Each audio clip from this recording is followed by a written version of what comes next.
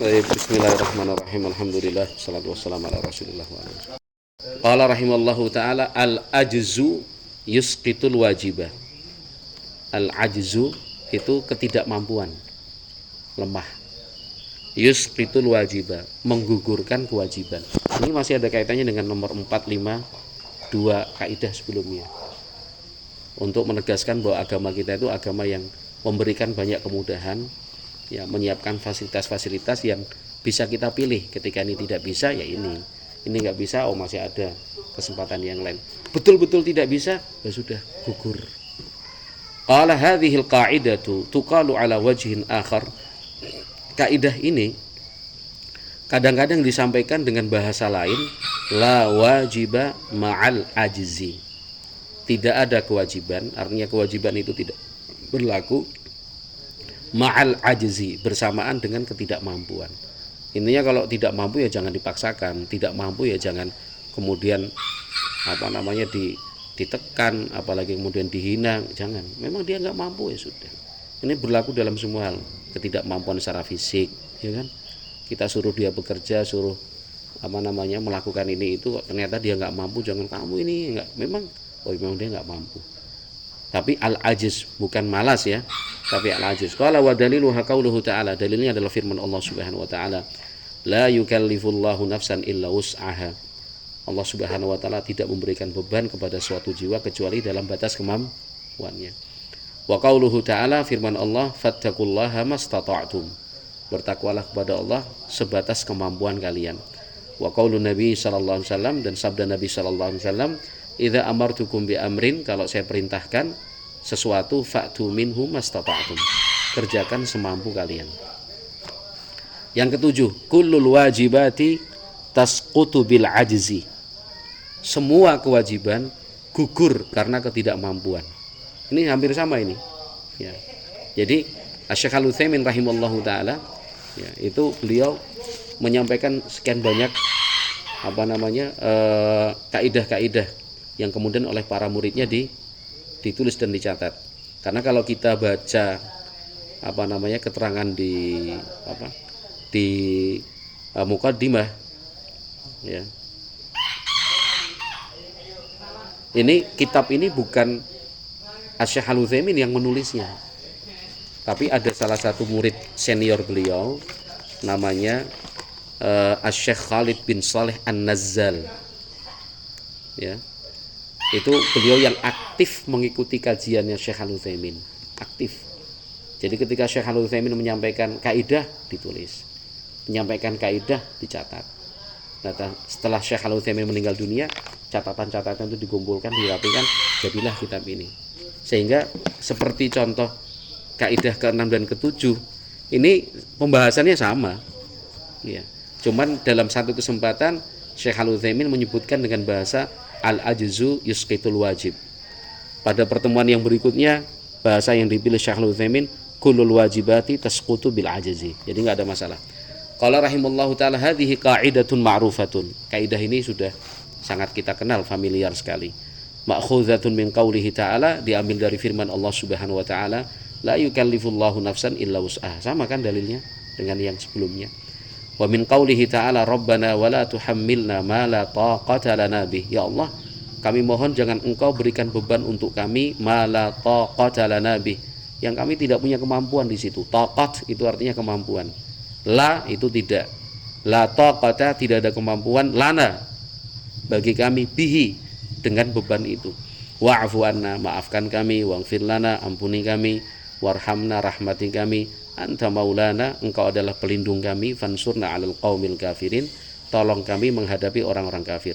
Fajami'ul wajibati, semua kewajiban, tasqutu bil ajzi, gugur dan tidak lagi berlaku kalau tidak mampu. Illa an yakuna laha badalun, kecuali kalau ada penggantinya. Fayukhadhu bil badali, maka ya kita ambil penggantinya itu. Yang ini tidak mampu, tapi Allah berikan opsi, kalau itu tidak mampu, yang ini, gitu. Kalau ini nggak bisa, yang ini nggak bisa, ya sudah, sampai semuanya tidak bisa baru gugur semua. Tapi kalau ini nggak bisa, yang penggantinya bisa ya sudah pakai yang penggantinya. Contoh asyam badaluhu al-it'am. Contohnya puasa di bulan Ramadan. Kalau dia tidak mampu berpuasa, maka bisa diganti di hari yang lain. Tapi kalau dia betul-betul tidak mampu berpuasa, Ramadan nggak bisa puasa, di hari yang lain pun sudah tidak mampu. Contohnya apa? Orang itu sudah betul-betul tua, nggak bisa apa-apa. Maka dalam madhab Hambali disebutkan bahwa dia tidak wajib berpuasa, tapi dia wajib untuk memberi makan orang miskin. Namanya fidyah. Ya. Misalkan kita punya nenek, dia masih hidup, tapi sudah nggak bisa apa-apa lagi. Datang bulan puasa Ramadan, ya, puasa nggak bisa. Untuk mengganti di hari yang lain ya nggak mungkin. Wong sekarang aja sudah usianya 80, nggak bisa. Kalau diganti hari lain berarti umurnya bertambah, semakin tidak bisa lagi. Ya sudah, berarti setiap hari memberi makan satu orang miskin. Itu yang punya pendapat. Ya. Ada lagi pendapat yang lain, ya sudah, karena memang pada dasarnya nenek itu tidak mampu, ya berarti nggak ada kewajiban untuk menggantinya. Memang nggak bisa, nggak mampu kok. Tapi ini berdasarkan madhab Hambali, ya, madhabnya Imam Ahmad dan juga diikuti Syekh Al-Utsaimin. Dia nggak bisa puasa, ya sudah, gantinya dengan ngasih makan. Yang ngasih makan siapa? Ya pakai hartanya si nenek itu. Kalau nenek itu nggak punya harta, berarti anak-anaknya, cucunya. Qala rahimallahu ta'ala yusallil insanu qa'iman. Seseorang itu ketika sholat harus dengan berdiri. Fa illam yastati' fa qa'idan. Kalau tidak mampu maka duduk. Itu sama pembahasannya dengan tadi. Karena dia susah berdiri, dikasih kemudahan. Apa itu duduk? Itu kan kaidah keempat. Ya. Dia tidak mampu berdiri, bukan berarti dia nggak sholat, karena masih bisa duduk. Ketika sesuatu yang sulit itu nggak bisa dia kerjakan, bukan berarti yang mudah gugur juga, enggak. Yang sulit nggak bisa dia kerjakan, tapi yang mudah bisa, ya sudah, kerjakan yang mudah. Demikian juga pada dasarnya berdiri ketika sholat hukumnya apa? Wajib. Tapi kewajiban berdiri itu akhirnya gugur. Kenapa? Karena tidak mampu. Fa illam yastati' fa 'ala janbin. Kalau nggak bisa duduk ya sambil berbaring. Miring kanan boleh, miring kiri boleh. Ya kan? Kemudian menghadap ke atas berbaring juga boleh, tengkurap juga boleh. Sesuai dengan kondisinya.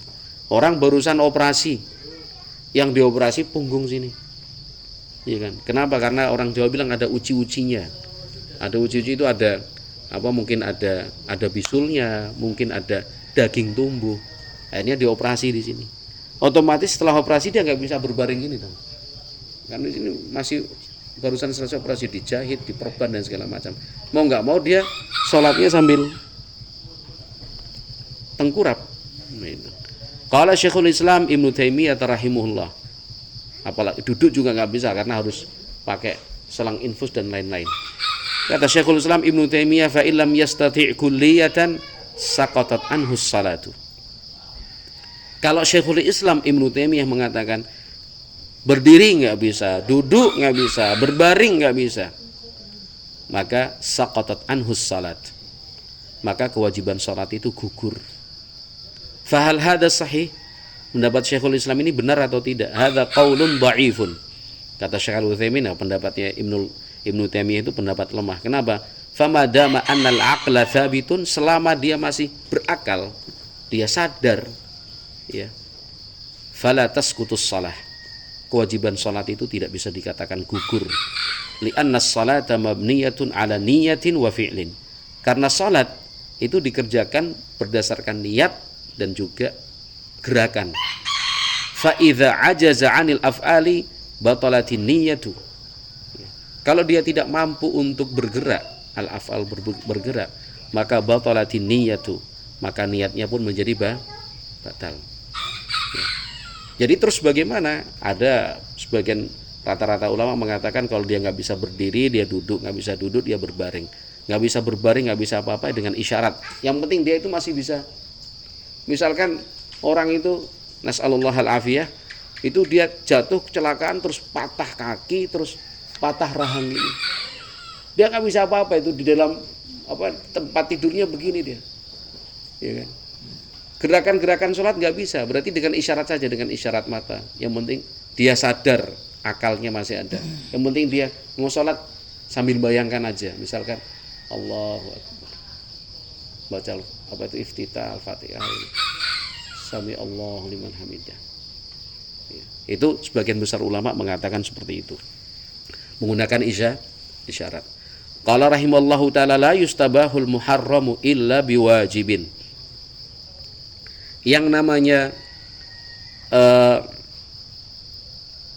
sesuatu yang haram itu tidak boleh dilakukan kecuali untuk melakukan suatu kewajiban. Artinya ini kaitannya dengan apa? Dalam keadaan darurat, sesuatu yang haram itu boleh kita lakukan. Tapi tetap sebatas keperluan, jangan berlebihan juga. Ya.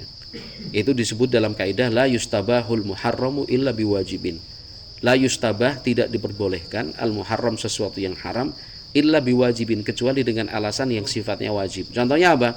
Al muharramu, yang namanya haram, la raiba, enggak perlu dikhawatirkan, enggak perlu tidak perlu dikhawatirkan, annahu la yajuzu fi'luh, enggak boleh dilakukan, haram kok dilakukan, enggak boleh. Falaisa bimustabahin illa biwajibin, itu yang haram tidak boleh dilakukan kecuali ada alasan yang wajib.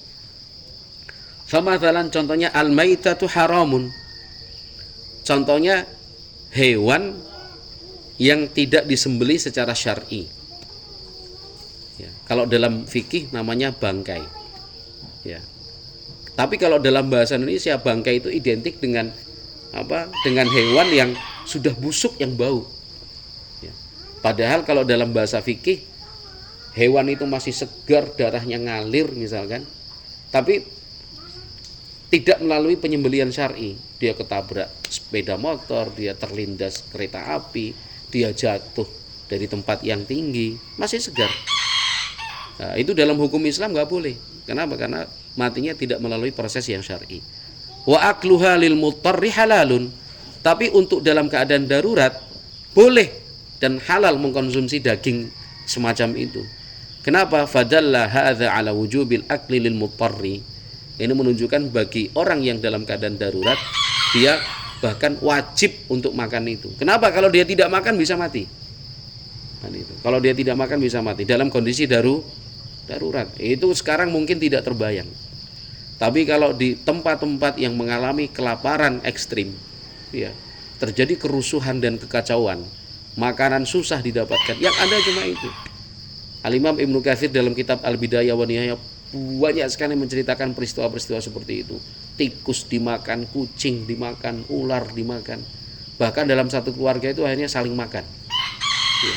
Untuk mempertahankan hidup, satu keluarga terdiri dari beberapa orang, nggak ada makanan, akhirnya satu dibunuh, dimakan. Demi mempertahankan hidup yang lain. Itu kerusuhan dan kekacauan zaman dulu banyak terjadi seperti itu. Terutama yang diakibatkan pemberontakan-pemberontakan dari kelompok-kelompok yang menginginkan kekuasaan. Kacau semuanya, nggak bisa kemana-mana. Taib. Qala rahimallahu ta'ala, satu lagi, ma wajabal ihtiyatu lahu sara fardhan. Ya.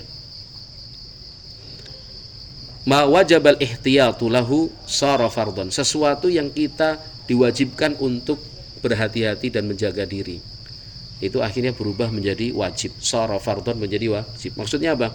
Hadhil qa'idatu ta'ni, kaidah ini maksudnya anna syai'a idza wajabal ihtiyatu lahu fa innahu yakunu fardhan. Kalau ada sesuatu kita wajib untuk hati-hati, maka kehati-hatian itu menjadi wajib hukumnya. Li'annal ihtiyata min babil wasail, fa idza wajabatil wasilatu wajabatil ghayatu. Karena yang namanya ihtiyat, yang namanya hati-hati, itu termasuk wasilah. Sama yang sudah kita baca kemarin ya. Al wasailul lahal hukmul ghayat. Fa idza wajabatil wasilatu wajabatil ghayatu. Kalau wasilahnya itu wajib, berarti tujuannya pun menjadi wajib juga. Pokoknya harus hati-hati. Misalkan dalam berteman, ya kan? Kita diharuskan untuk berhati-hati dari teman yang buruk, yang nanti bisa memberikan pengaruh yang buruk juga. Berarti hati-hati itu hukumnya apa? Wajib. Harus berhati-hati. Kenapa? Karena kita diharuskan untuk menghindari dari teman yang buruk. Wallahu a'lam bishawab. Itu beberapa kaidah, kita lanjutkan pada pertemuan yang akan datang insyaallah taala.